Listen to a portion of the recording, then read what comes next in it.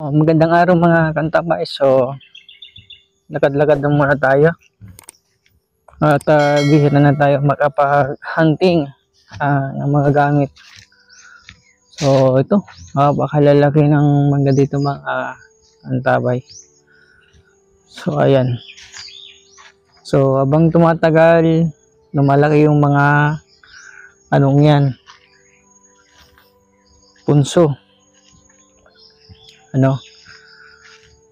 So, ayan. Punta natin yung iba pang dito mga kantabay. So, napakadami na nakatira na dito ng mga engkanto. So, mga kaibigan natin sila. So, ngayon, ayan. So, kung nakikita nyo, yung mga third eye lang po, So, ayan. Dito sila nakatira karaniwan. So, kinukukup natin yung iba at pinapatara natin sa mga lugar na ito na kung saan ay bihira na maabot ng mga tao para maproteksyonan din natin sila. At hindi puros lang sila yung napipinsala. Kung tutusin ay sila yung mga nauna sa atin. So, ayan mga kantabay. So, doon yun yung binagsakan ng ngipin ng kidlat sa parting iyon. So ayan, dati dito ako naglalakad-lakad upang magkapaganting ng gamit.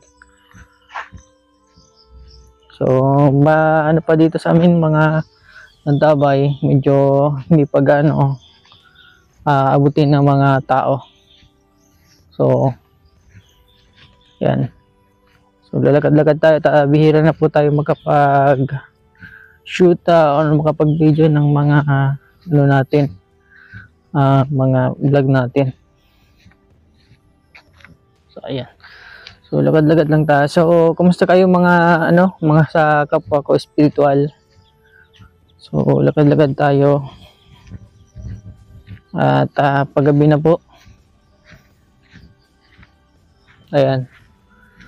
Ayun yung yung nyug na tinamaan ng kidlat. Yun yung banda dyan. So, hindi natin nakuha yung ngipin niya. Kasi mahirap napaka mataas nito.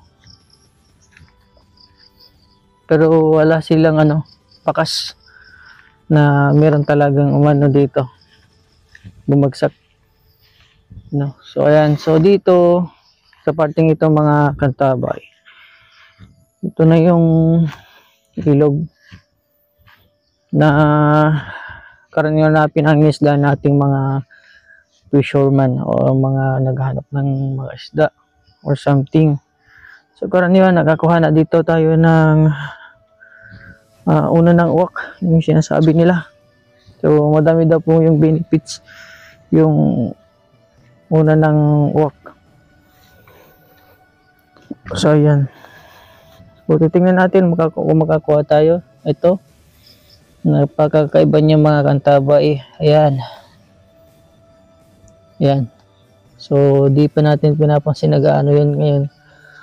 At mahirap na pag hindi sa'yo kasi binigay ay hindi yan magkakaroon ng bisa. Pag kung ibibigay sa yan ang kusa ng ating mga kaibigan, so bibigyan nila yan. Magkakaroon ng naman bisa ng automatiko. So dito karaniwan tayo nakakakita. So ngayon, pabagsak ng pabagsak dito ang lupa. So ayan.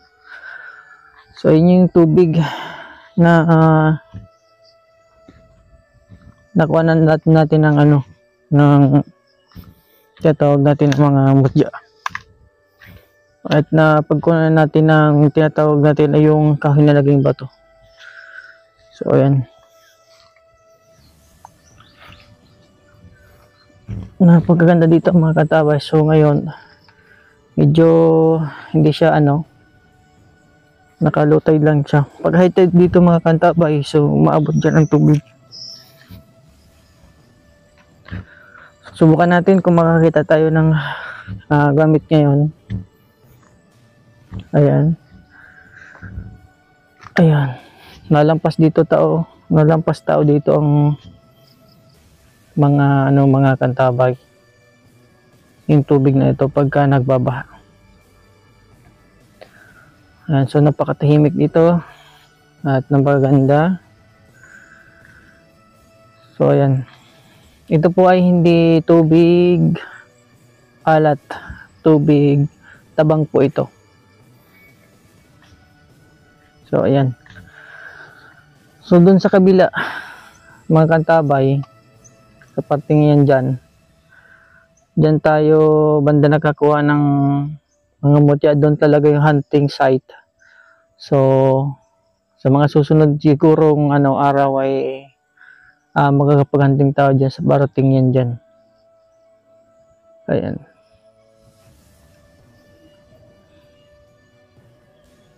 Yan lugar. So mga parte din doon, partingin dyan, may mga binagsakan din dyan ng ngipin ng kidlat ka. So hindi tayo may kasing pumasok dyan kasi hindi natin pag-aari yung mga kantabay. So yun. So napakaganda ng lugar na ito dito mga kantabay. Ayan o.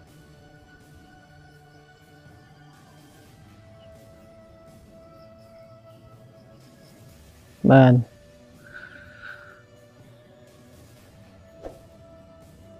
Ayan mga kantabay. So napakagandang lugar na ito.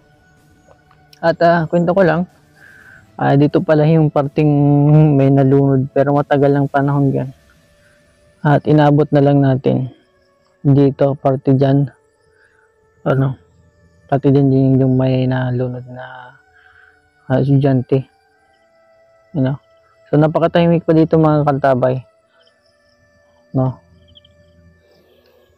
So ayan, kung napadaan ka lang sa aking YouTube channel, paki-subscribe na lang po at para po lagi kayo updated sa mga video natin na may upload. Ingat tayo mga kantabay.